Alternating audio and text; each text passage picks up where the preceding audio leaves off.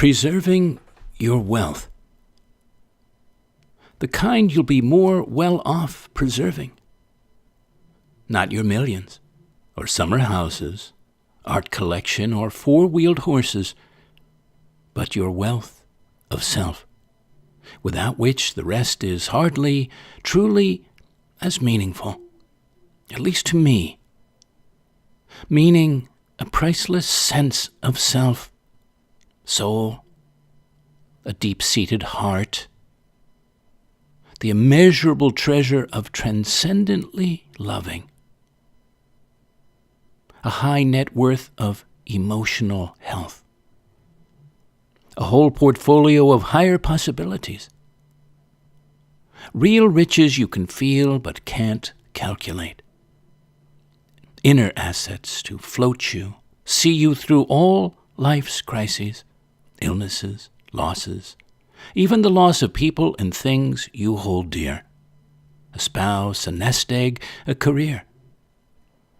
True wealth you can bank on, feel fortunate, ever thankful for, if or once you possess it. Welcome to the latest floating poetry broadcast. And thank you for leaning in to show 207. Just putting my reading glasses on. So I can see where we're going.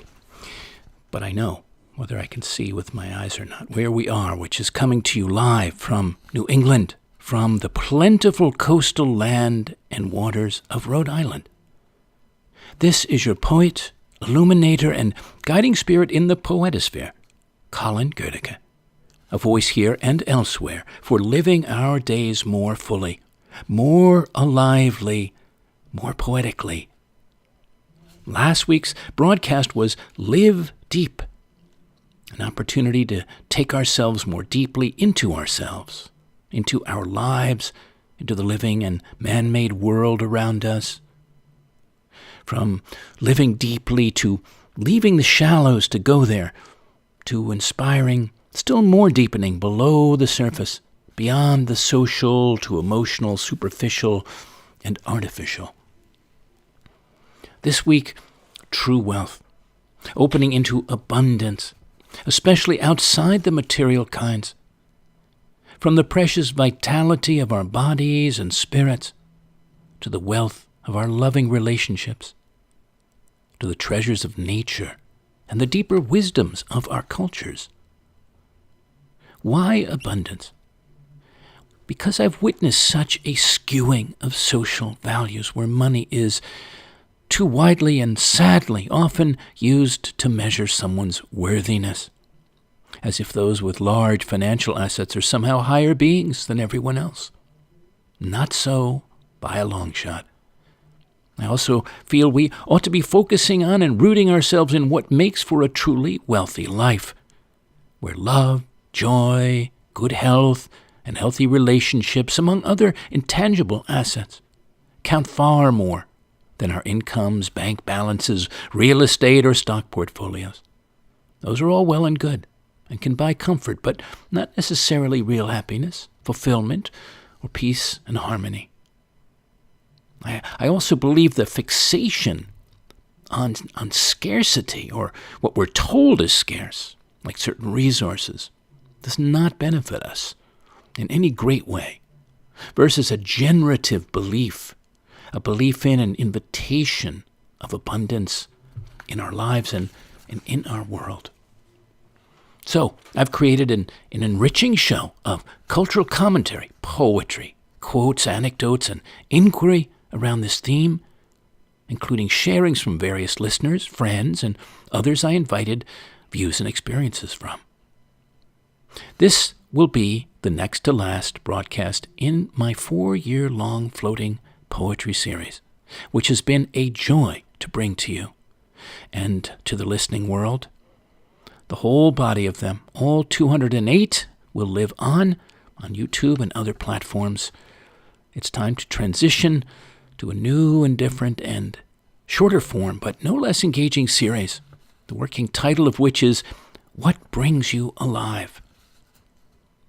where I'll be talking solo and with others about different dimensions of aliveness, of greater aliveness, including challenges and questions, calls and responses to it, and opportunities for transformation by entering and experiencing states of it. The programs in this new series will still be free to all and still land on Wednesday nights, which many are used to and many look forward to, and will happen either weekly or every other week. They'll be featured on Spotify, Apple Podcasts, and several other mainstream platforms, but also on my YouTube channel and via the Poetosphere, thepoetosphere.com. I hope you'll continue listening and finding much worthwhile in what's coming soon ahead. I'm excited about the possibilities for illuminating and inspiring you in other fresh and fulfilling ways. Let's take ourselves now into some spangling.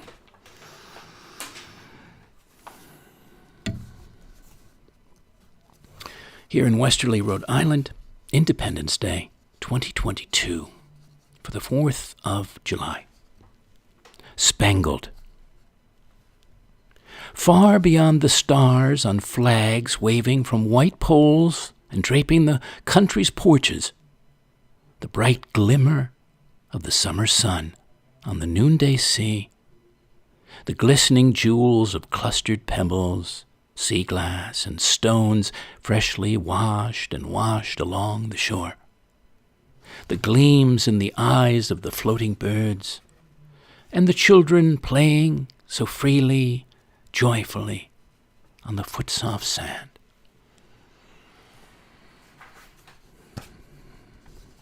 On Valentine's Day, February 2024,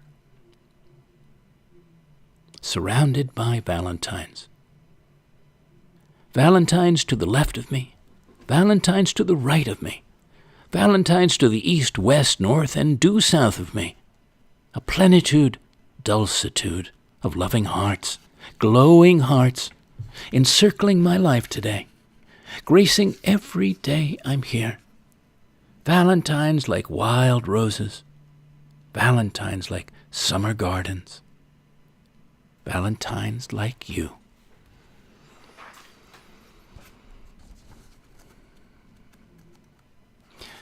Ann Caston, Sunday Brunch at the Old Country Buffet, from her collection Flying Out with the Wounded. Madison, Wisconsin, 1996. Here is a genial congregation, well-fed and rosy with health and appetite, robust children in tow. They have come, and all the generations of them, to be fed. They're old ones, too, who are eligible now for a small discount, having lived to a ripe age.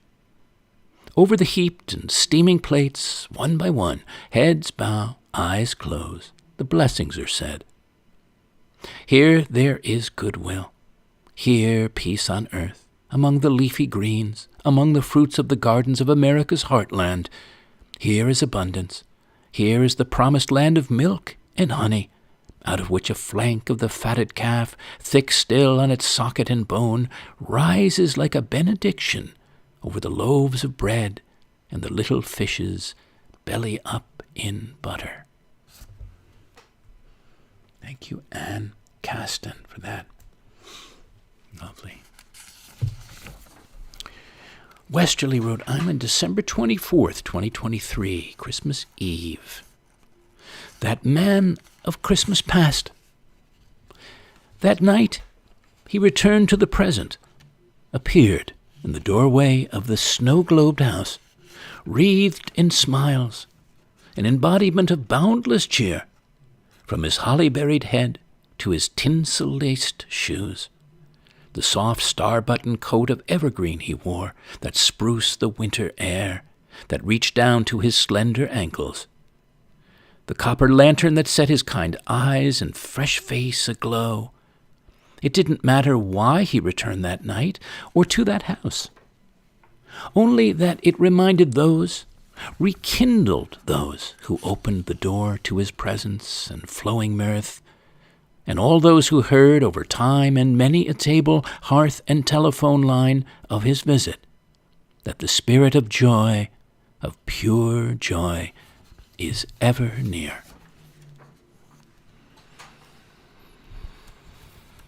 Well, I did an experiment. I went and asked Claude, as in Claude.ai, on what poets have said about abundance.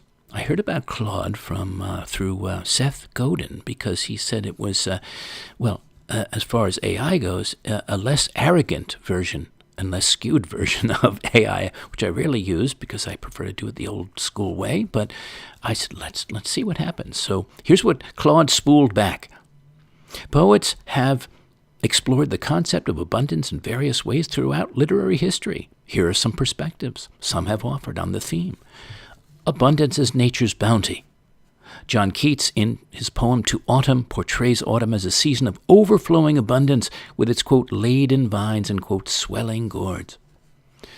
Abundance as wealth and prosperity. Some have reflected on the abundance of material wealth and its potential pitfalls. Abundance as spiritual fulfillment. Many mystic poets have explored this, the boundless love and grace of the divine. Rumi frequently celebrates it. Abundance as creative inspiration. Walt Whitman, in his Song of Myself, revels in the abundant complexity of the human experience. Abundance as excess and overconsumption. Gary Snyder's poems often warn against the environmental consequences of unchecked abundance and consumerism. Mary Oliver's poem, Wild Geese, wonderful poem, encourages us to appreciate the simple abundance of the natural world. And then I asked Claude this. I asked about poets of abundance. And Claude said, notable modern poets who are closely associated with the theme of abundance in their work: Mary Oliver, her poetic celebrations of the abundant natural world; Pablo Neruda, his sensual, earthy poetry that revels in the abundant pleasures of the physical; Derek Walcott, the Caribbean poet, winner of the Nobel Prize in Literature, who explored the abundant cultural and natural landscapes of his native St. Lucia.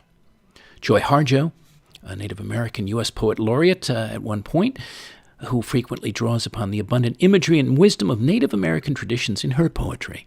And Ross Gay, contemporary American poet whose work is often characterized by a sense of joyful abundance, finding delight in the everyday pleasures of life. His collection, which is excellent, Catalog of Unabashed Gratitude, is a prime example. So those are some things from Claude. I thank his AI brain, so to speak. Not bad, but I'm still all for NI, natural intelligence, instead of artificial intelligence. Yes, I am.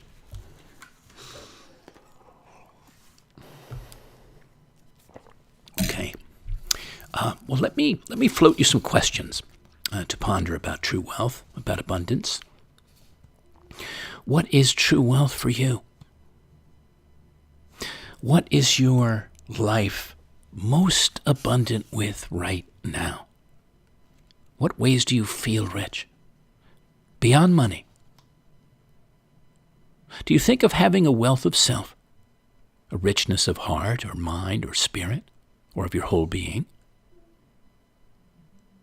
What about the abundance of love in your life, of good health, of fine friendships, of joy, of awareness, of meaningful work or life purpose?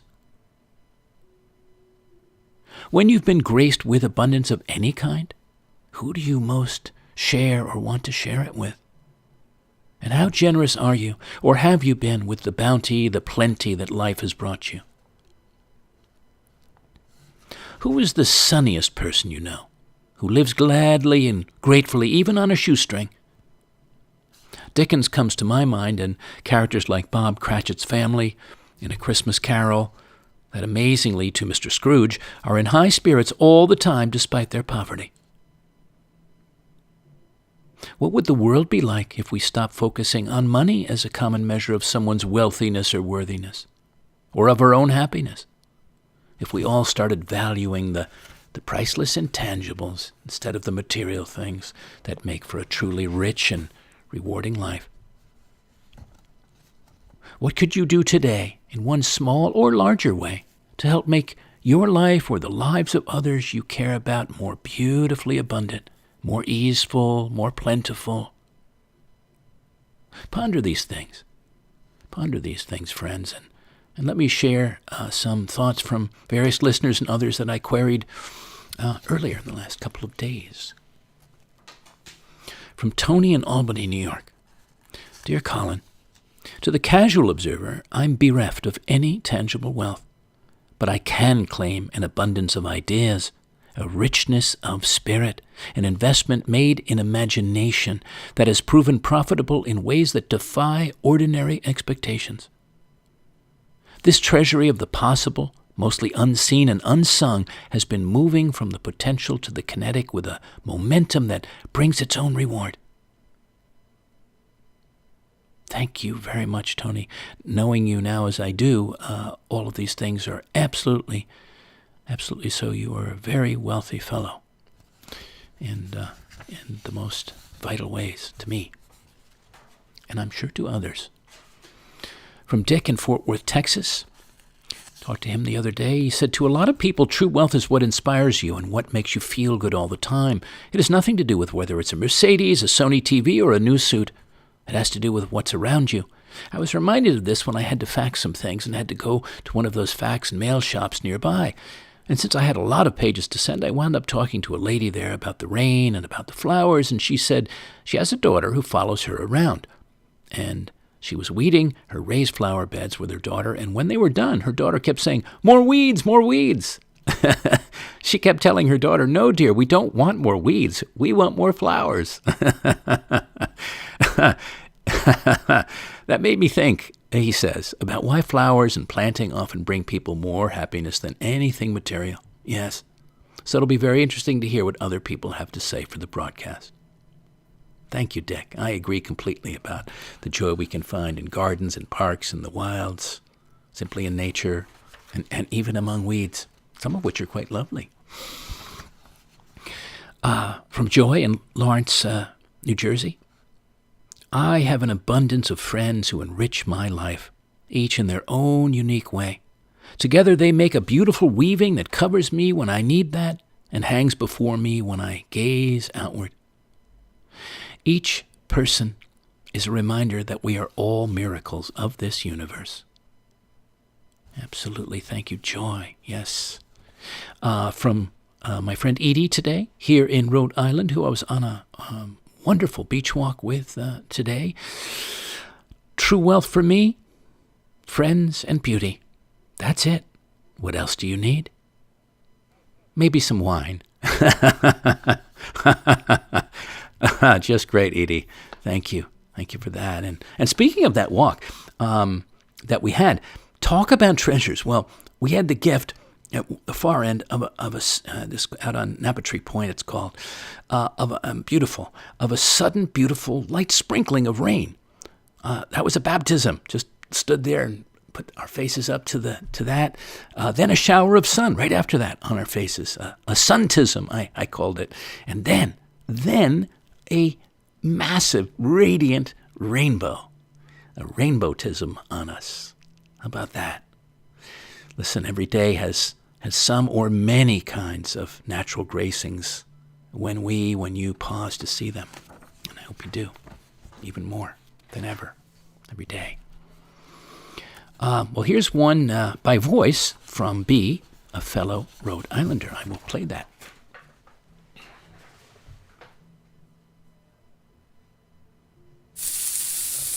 To your theme of true wealth, I equate it with abundance. Right now I'm sautéing asparagus, red pepper, and sweet onion. It's kind of like an abundal dance. An Italian flag in my stir-fry pan. It's all about subtlety and nuance now. Picking through what's not necessary in order to arrive at true wealth of heart, of mind, of soul. Do good work. Thank you, B. Thank you very much for that. Here's this from Tiffany in Los Angeles. When I think about abundance, as many of us do many times, it is about monetary abundance. I think about what I would buy first if I won the lottery, and the first thing is a large property for me and my family. So many homes on the property where we could all be together. I adore my 5 siblings and always want more time with them. I, by the way, am one of them. This is my sister speaking. So then you see it's not about money at all. It's about family and relationships that are your true wealth. Quote, it's not where you are, it's who you're with.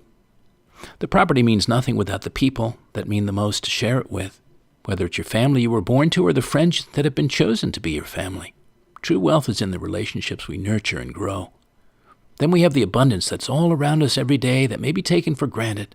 I was just on vacation for a wedding, and our friend found their person after 14 years of searching. Such a special union. We were in Miami where the sun and ocean greeted you every day, the palm trees blowing and birds chirping, the iguana that walked by, and the pink moon shining bright last night. Abundance everywhere. The universe wants nothing more than to conspire to show you all the abundance we have all around every day. All we have to do is open our eyes and heart and take it all in. Yes. Oh, yes, Tiffany. Thank you, sister.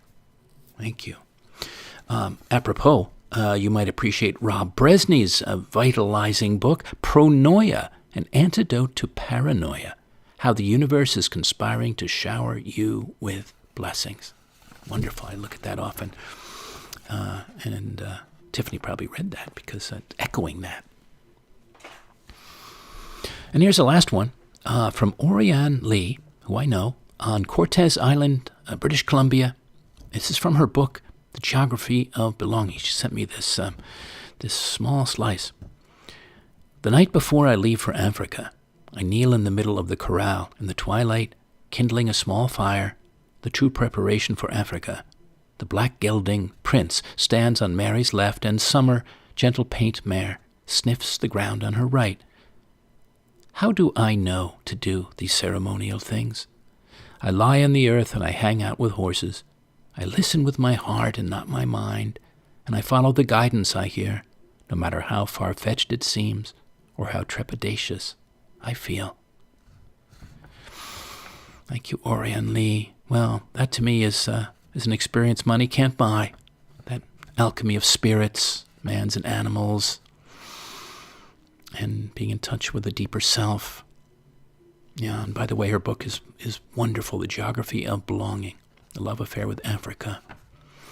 Well, on now from this call and response segment to other offerings for you and us. Brad Lighthouser has a poem. A vase. There was a vase that held the world's riches, but it wasn't cheap. It cost a dime. And this in a time and place when dimes were sizable, especially for a girl of 8 whose construction worker father was unemployed. The old metaphor was literal in this case, and she counted her pennies till there were 10, then embarked on a mission of great secrecy, a purchase whose joys ran so deep, 70 years later, as she told the tale again, her face flushed. It was a birthday gift for her mother. There was a race of people heretofore glimpsed only on hanging scrolls in library books. They were on the vase. The smallest whole figures imaginable, purposeful and industrious as they fished or planted rice or hiked a hill, whose spiral trail led to a temple perched upon a crag between cloud and waterfall. They were a vision exported from Japan, a country far as the moon and far more beautiful, whose artists grasped an 8-year-old girl's soul's need for the minutely amplitudinous. There was a place, Detroit, the 30s, now slipped from sight, though here and there I'll catch some holdover trace. Maybe the grill on an old apartment door, or a slumped block of houses draped in torn sheets of rain, apparently posing for black and white photographs. Even the out of a job. Men like my grandfather donned hats back then before leaving the house to circle endlessly about, as if a lost job were a lost coin that might yet be found on the street where it had been dropped, making them whole again. There was a face, rucked with care, that would dreamily soften if talk floated off toward some remote someplace beyond the seas. My grandmother had a yen for the faraway, which she imparted to her daughter, even as her life was tethered between a gray, icy, motionless Midwestern city, stalled like a car with a frozen ignition, and a Tennessee farm without electricity. She did once see Washington, cherry season, and often spoke of those long pink walkways beside the water that were Japan's gift to a grateful nation. There is a vase, a piece of gimcrack that somehow made its way to a crowded curio case in a small souvenir shop in Detroit 70-plus years ago, which today stands atop the mantel in the apartment in D.C. where my fading mother is now living. When she was 8 in 1933, she gave it to my grandmother, who, for all her poverty, bequeathed her daughter so rich a bounty, including a taste for giving, the gift of grace. It seems a little miracle almost that it's intact, the little vase, conveying what its makers set out to convey, an inward island spared by time, by the times.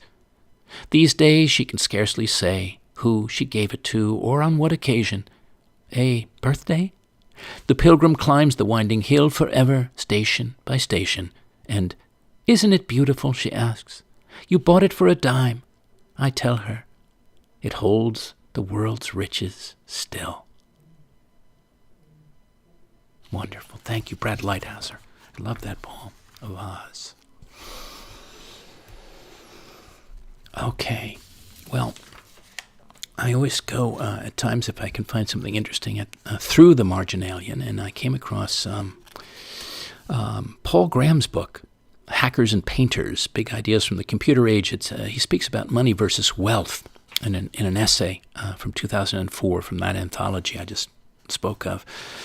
Wealth is not the same thing as money. It's as old as human history, far older, in fact. Ants have wealth. Money is a comparatively recent invention.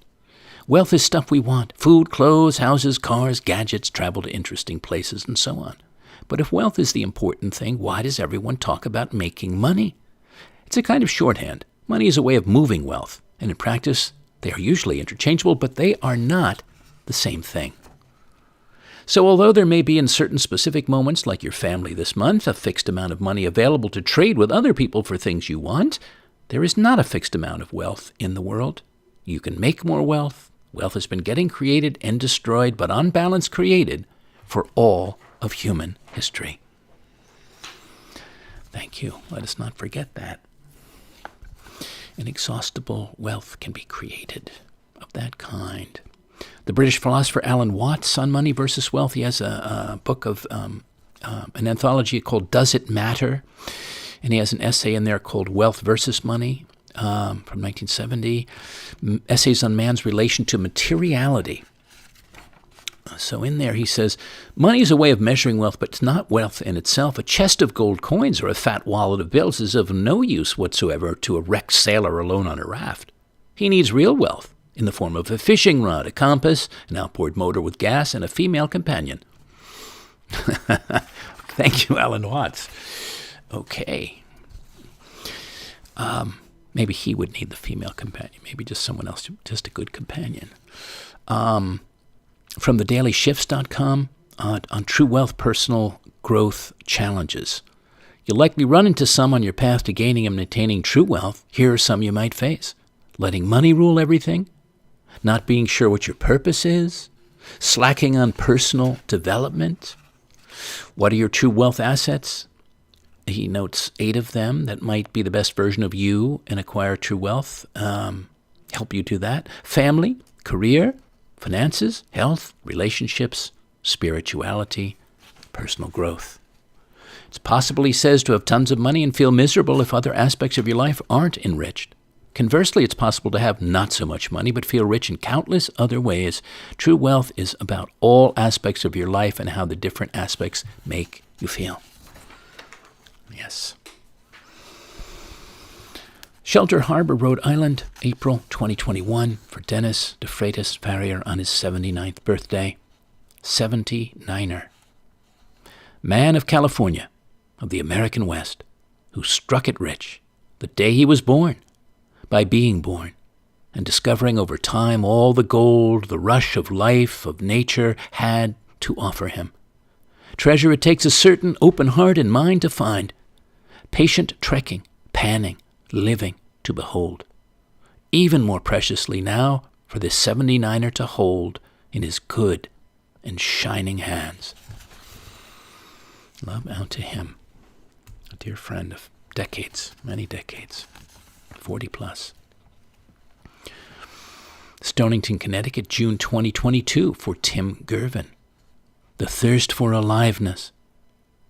It's felt, deeply felt, in all your images, in all your words and letterings, creatings, in the expressions of your face, the intonations of your voice, in the life choices you've made, around all the opportunities you found, taken, shaped, day by decade.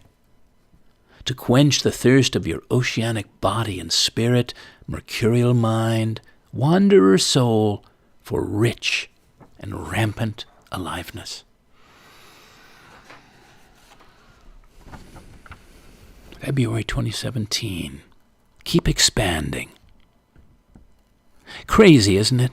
How easy it is to keep the perception, conception of ourself and others so small, so Lilliputian. How seemingly simple to draw so many borders around our beings and theirs, when who we are and who they are is often so much bigger, so much wider and deeper than we choose to believe or open our self-limiting selves to even imagine. So I've made it a personal mission, a cause célèbre, to expand, to keep expanding my awareness, my consciousness, conscientiousness, of the endless dimensions, great realms, greater wealth of possibilities that may reside inside this man, that woman, flowering child, a dear friend, lover, passing stranger. How would you describe your personal mission of expansion, dear listeners?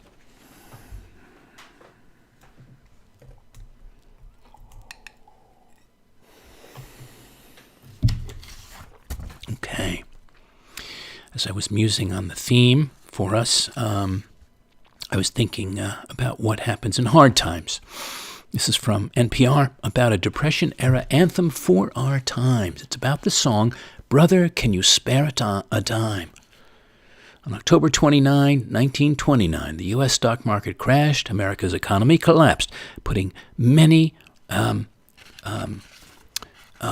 international markets down with it. It was the beginning of the Great Depression, an era of long breadlines, bankruptcies, and hungry Dust Bowl sharecroppers that would last through most of the 1930s. In 1932, a young New York City lyricist named Yip Harburg, together with composer Jay Gorney, penned what is considered the anthem of the Great Depression, Brother, Can You Spare a Dime? Appropriate to the Depression, it's in a minor key. The music, like the words, reminisces about prosperous times. There were other songs written about the Depression during the Depression, but most were of the keep your chin up, things will get better variety. Harburg and Gorney's song was different. It was a courageous song that spoke honestly, even angrily, about the plight of the average man on the street. Well, I summed up the lyrics. I'll give you some of them. They used to tell me I was building a dream, and so I followed the mob. When there was earth to plow or guns to bear, I was always there, right on the job. They used to tell me I was building a dream, with peace and glory ahead. Why should I be standing in line, just waiting for bread? Once I built a railroad, I made it run, made it race against time. Once I built a railroad, now it's done. Brother, can you spare a dime? Once I built a tower up to the sun, brick and rivet and lime. Once I built a tower, now it's done. Brother, can you spare a dime? Yeah, doesn't that just resonate something? Feeling, yeah. And how about this one from 1932, from the Depression time? It was from the play The Gay Divorcee, which is also a musical with Fred Astaire. So 1932, Mr. and Mrs. Fitch. On a farm far from pleasant, no pair was more peasant than Mr. and Mrs. Fitch. Their days, each one duller, were so lacking in color they didn't know which was which, when suddenly, tilling the soil, Mr. Fitch struck oil. Mr. and Mrs. Fitch one day hit town determined to play. Mr. and Mrs. Fitch were green, ambitious, but rich, and soon the crowd they called elite were fighting madly to meet the young, attractive, and rich Mr. and Mrs. Fitch. When they called for champagne, champagne arrived. An aeroplane, the plane arrived. A private train, the train arrived. But when they called for cash, the crash arrived. Well, not funny, but I mean, the song is amusing. Well, of course, it all changes. The rest of the song about how everybody who was seeking them out were shunning them once they lost their dough.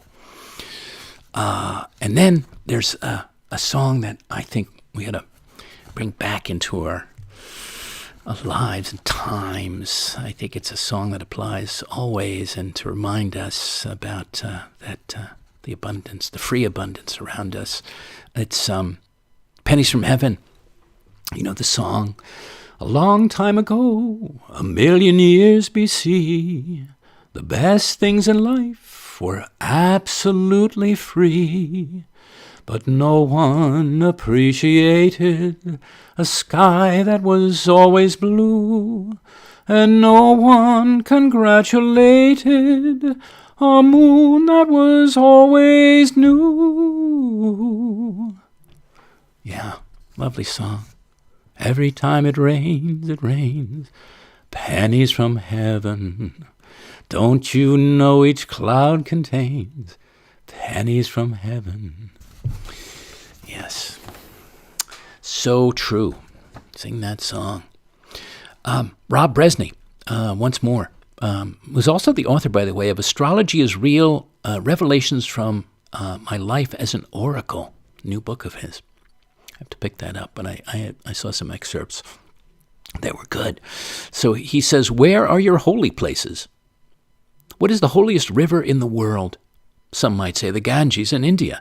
Others would propose the Jordan River or the River Nile. But I say the holiest river is the one that's closest to where you are right now. Go to that river and commune with it. Throw a small treasure into it as an offering. Next, find a holy sidewalk to walk on. Praise the holiness in a bus driver, kiss a holy tree, and shop at a holy store. Thank you, Rob Bresney. I like that. I like those thoughts. Yes, I do.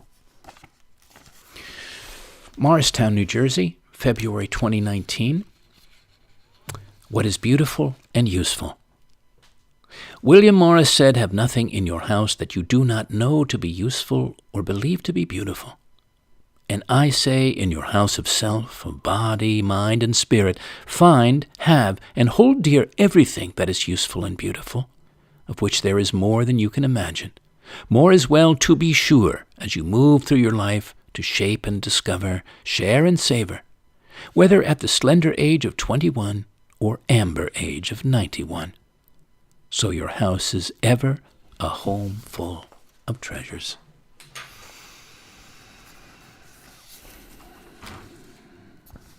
The Yucatan Coast, Mexico, 1999, the blue cellophane sea. Fathoms of fairy tale fish, great stretches of silence, sunken ships and treasures wrapped in a blue cellophane sea.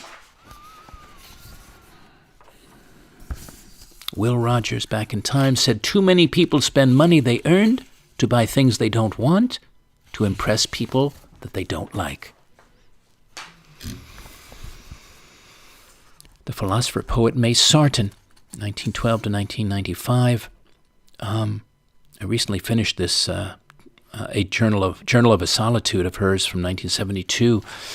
In her 60th year, after decades of struggling to live by her pen as she went on channeling the human experience, she found herself very solvent and giddily so, reflecting on her belief in the, quote, free flow of energy and means. She wrote this: Both human problems and money flow out of this house very freely, and I believe is good, and I believe that is good.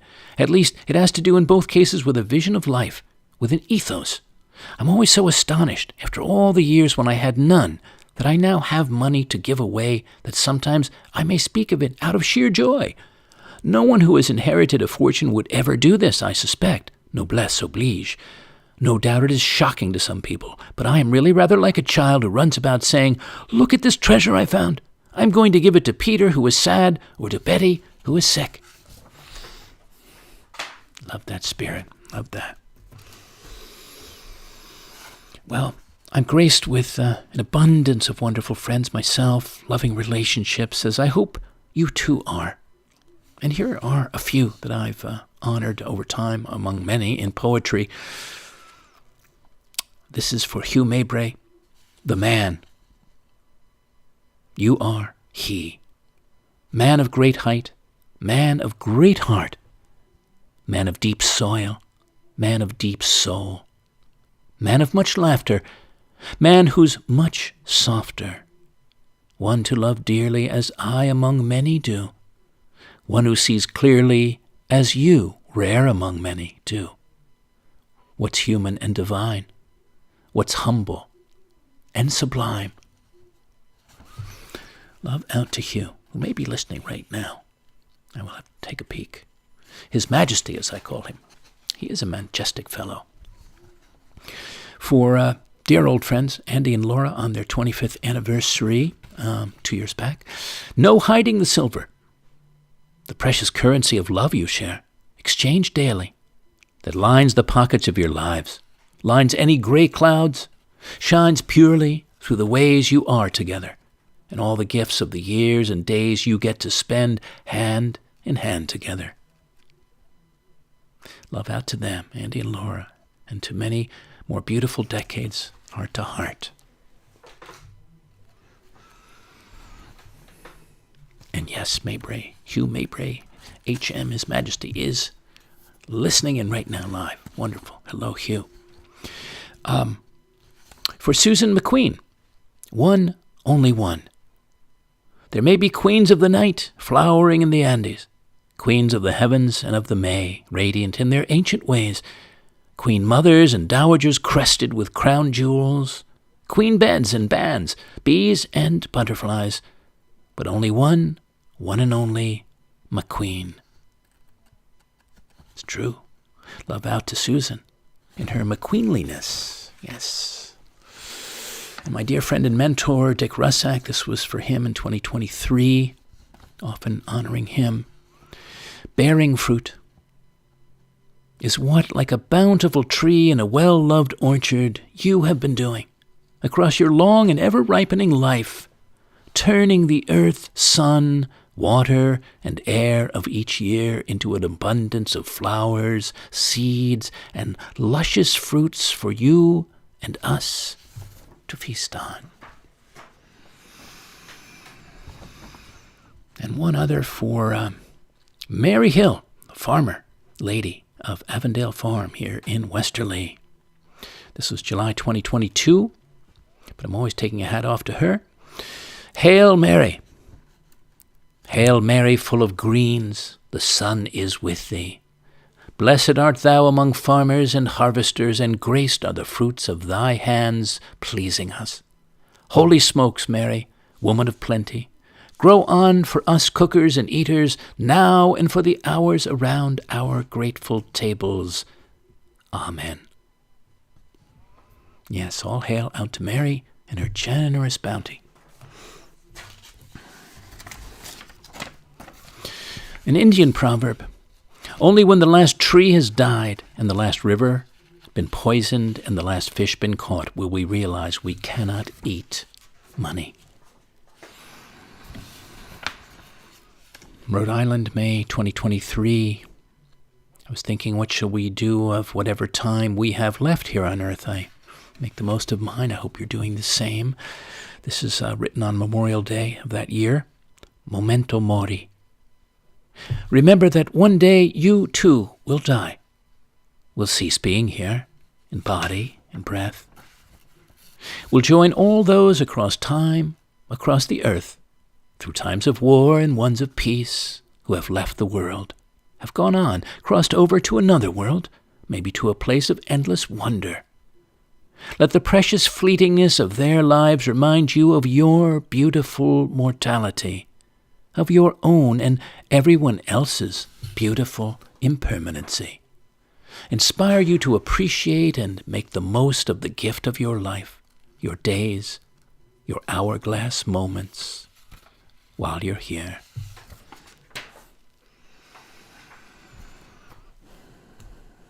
John Robert Quinn, Abundance. The wheat is bulging in the bin. Soon will the sunny corn be rolling down the crib's vast chin. Bent fruit trees will be shorn, and presently the land will groan with all its giant store, and every man shall guard his own while pitying the poor.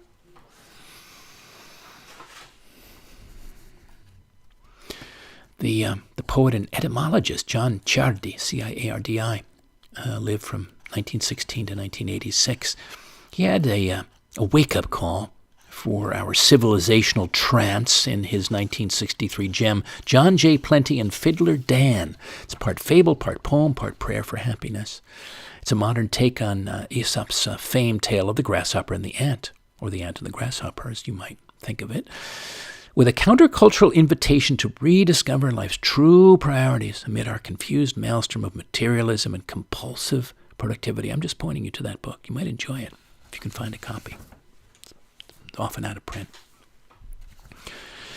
From my experiential show of Theater on Paper, the debut of Behind the Curtain, spring of 2018, which came paired with a luminous image of these characters, the treasure seekers, who search together for lost, buried, and sunken treasure, whose instincts lead them to the hollows of trees, the bottoms of wells, to long-locked trunks tucked away in forgotten corners of distant kingdoms, to the mouths of ancient caves, the hearts of dark jungles, where treasures to them, if not to others, they are sure, are to be found, and between them, gladly shared. The treasure seekers. This is from me as a godfather to Princess Camille and Princess Axel. London, November 2000, London, England. The Little Kingdom. Out the low fairy door and just past the waterfall of parti-colored ivy, a piece of lace, a red-painted palm of Chinese maple, and gold leaf after gold leaf shining on the green moss and gilding the gray slate in this matchbox garden that's filling with fall, and the sound of two young girls gathering treasures from the grounds of their little kingdom. Yes, go back to them to see how they're doing. There's a poem by Mark Nichols I don't have time for us for, Nickels, called The 20th Century. You can find that at poetryfoundation.org. But I will read this one next. No matter what we have or don't have, we can feel rich. July 2018, my pockets may be empty. My pockets may be empty, but my spirit is full of plenty, overspilling with beauty, my clover, cream, and honey, with gold and silver gleanings, and other things more precious than money. The treasures of a man whose whole being is wealthy, flush of heart, rich in dreams, awash in desires and deep imaginings, abounding in passions brightly burning, graced daily with gifts of poetry, joy, discovery. As for these pockets, their literal filling, I patiently go about my life, gratefully go about my life, inviting, without insisting, their abundant coming. For now, the many rays of sunshine filling them is enough.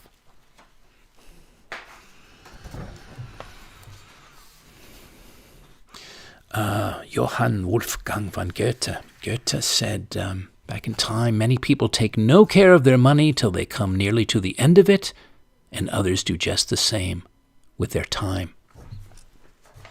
Goethe. All right. Coming now into our last sharings and musings for this time, for this week, Jane Kenyon's poem, Happiness. There's just no accounting for happiness, or the way it turns up like a prodigal who comes back to the dust at your feet, having squandered a fortune far away. And how can you not forgive? You make a feast in honor of what was lost, and take from its place the finest garment, which you save for an occasion you could not imagine, and you weep night and day to know that you were not abandoned, that happiness saved its most extreme form for you alone. No, happiness is the uncle you never knew about, who flies a single-engine plane onto the grassy landing strip, hitchhikes into town, and inquires at every door until he finds you asleep mid-afternoon, as you so often are during the unmerciful hours of your despair. It comes to the monk in his cell. It comes to the woman sweeping the street with a birch broom, to the child whose mother has passed out from drink. It comes to the lover, to the dog chewing a sock, to the pusher, to the basket maker, and to the clerk stacking cans of carrots in the night. It even comes to the boulder in the perpetual shade of pine barrens, to rain falling on the open sea, to the wine glass, weary of holding wine. Happiness. Thank you, Jane Kenyon, from her collection Otherwise, New and Selected Poems. Well, I had that poem, the Little Kingdom poem, for the two little girls at that time, now in their mid to late 20s. But also 20 plus years ago, I composed this poem for a different little girl, for Cara McGee Russell, who was growing up early on, and it's called Remember to Live. When the stars come out, remember to gaze and wish and let yourself dream. When the rain falls, remember to listen and sing and let yourself dance. When you're happy, remember to laugh and float and let yourself glow. And when you're sad, remember to breathe and feel and let yourself cry.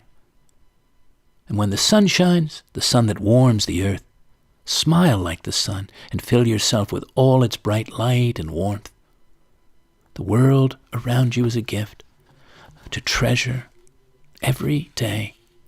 You are also a gift when you open yourself every day to the world. Remember to live and love your life.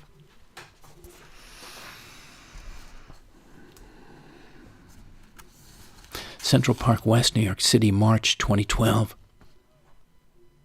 You can never lose your soul. You can lose your money, friends, your teeth, your temper, your appetite, your perspective, your nerve, even your way in life. But you can never lose your soul, your truest north, your essence of being, your compass for living.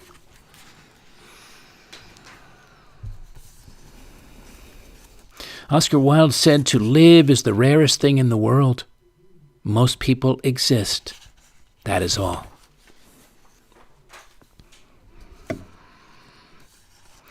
Morristown, New Jersey, January 2017, Under the Skin. Let's take away the trappings, especially the bank accounts. Everything added. Subtract. Strip all the way down to your skin. I'll do the same.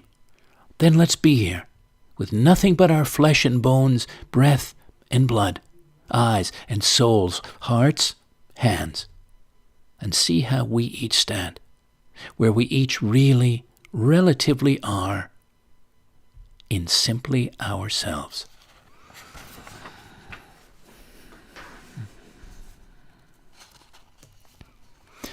Next to last, from Richard Rohr, R-O-H-R, Daily Meditation.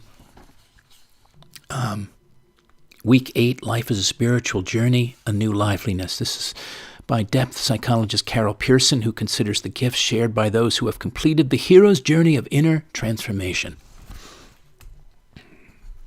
At the beginning of the classic hero myth, the kingdom is a wasteland. Crops are not growing. Illness is rampant, babies are not being born, and alienation and despair are pervasive. The fertility, the sense of life has disappeared from the kingdom.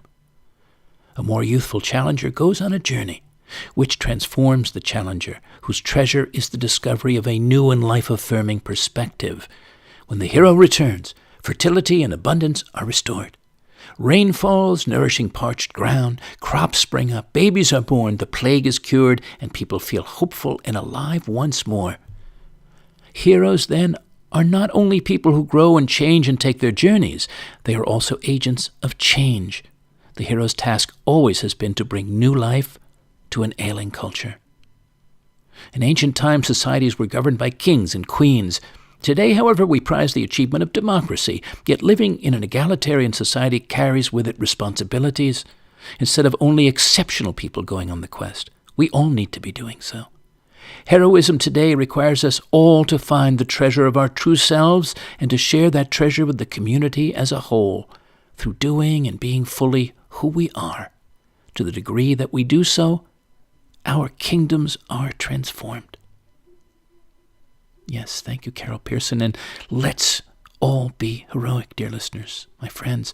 Be fully who we are and transform our own lives and our world together. Let's have a great regenesis.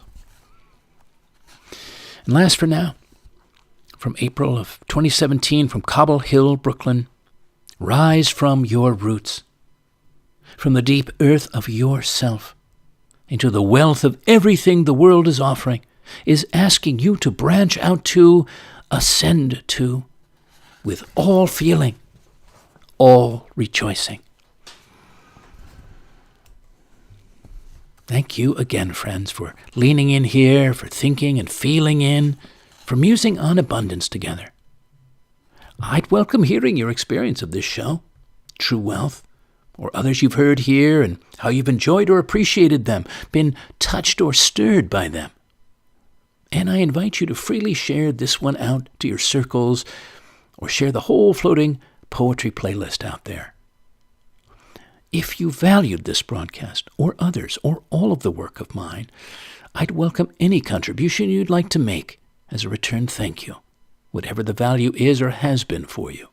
This series is wholly listener-supported. Every gift supports the making and hosting of these programs that I create to engage and inspire you. And if you are making a gift, thank you very much. You can do that by Venmo to Fivefold at pipeline.com, Fivefold at pipeline.com, or by PayPal to the same email. Or you can simply mail a check to me to P.O. Box 1032, Westerly, Rhode Island 02891. Or contribute through the Donate tab at thepoetorialist.com. Is there any theme you'd like to see the final show on? Show 208 next week. Send me a note. Colin at thepoetosphere.com. Meanwhile, you can hear all the broadcasts online on YouTube, currently on the floating poetry playlist there, and to come on other leading platforms, streaming platforms. The broadcasts flow out to you through the Poetosphere, the oasis of possibility that I'm guiding, which you can explore as a visitor or join as a subscriber. I encourage you to go there and see what it's about. From conversations with deeper well-dwellers to vitalizing multisensory micro-experiences to our community of possibilitarians. To make joining even more attractive, I've made month and year-long subscriptions available there right now through the early spring. So till May 20th, 2024, you can have a membership at just $114 a year instead of $190, or $14 monthly instead of $19. You'll see each code to use right on the site through the Join Us tab, thepoetosphere.com. I also invite you to listen to a recently released interview I gave with the soulgoddesslife.com group in the UK. You can find it on Spotify and Apple Podcasts and elsewhere. The title is Embracing the Poetics of Life, A Journey into Aliveness. Meanwhile, I hope you'll lean in here for the last broadcast, 208, next week. Until then, dear listeners, may you value all that's precious in your lives and findable, the true wealth that transcends the material. May you measure the riches you do have, are discovering, are sharing, from the wealth of your inner self to the countless gifts of the natural world. And may your days ahead be graced with continued fullness and experiences of abundance and promise. I'm grateful for the cornucopia of listeners who've shown up here, people like you, for all the enthusiasts and encouragers following and appreciating my work of service here and elsewhere in the world, and my ongoing creative unfoldings. Goodbye for now.